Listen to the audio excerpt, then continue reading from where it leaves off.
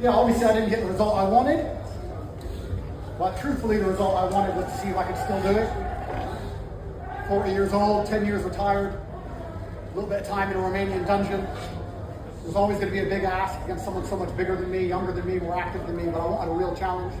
I didn't want to fight a tin can, I didn't want to fight someone older than me or smaller than me. You know, I felt like I won the first 2 rounds, and then because he's 20 kilo heavier, he started leaning on me and sapped some energy.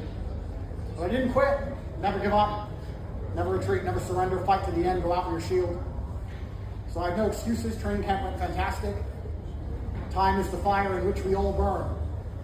Unfortunately, a 40-year-old's not a 22-year-old, but I gave it my absolute all, and I have nothing but respect for Chase. I have no excuses. I'm not going to say anything bad about him.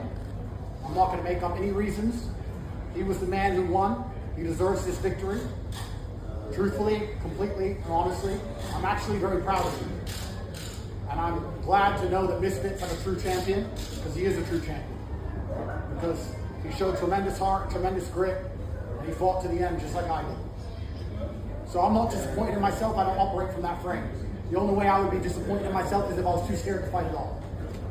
And when I first agreed to fight, when I told Vance, there was a conversation that was said, Andrew, you're 40 years old, you just got out of jail, you've been through so much, you have so many problems, there's so much going on. Why would you do this? Why would you risk it all? Why would you get in there? And I felt a tinge of fear for the first time in my life. And that's when I knew I had to fight. Because the second I felt afraid, I knew I had to fight. I can't live doubting myself. Seeds of doubt grow into forests of inaction. I don't operate that way. If Chase and I had to fight again tomorrow, I'd go tomorrow still with 100% belief in myself, even though I know he just beat me. That's who I am. So I don't, the second I knew that, I was worried about it, I knew I had to do it. And I'm not afraid to lose. I'm afraid to not try.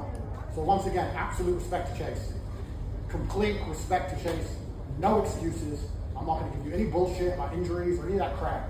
He got in there, he fought against the odds, and he beat me, and he deserves full credit. He's a true champion.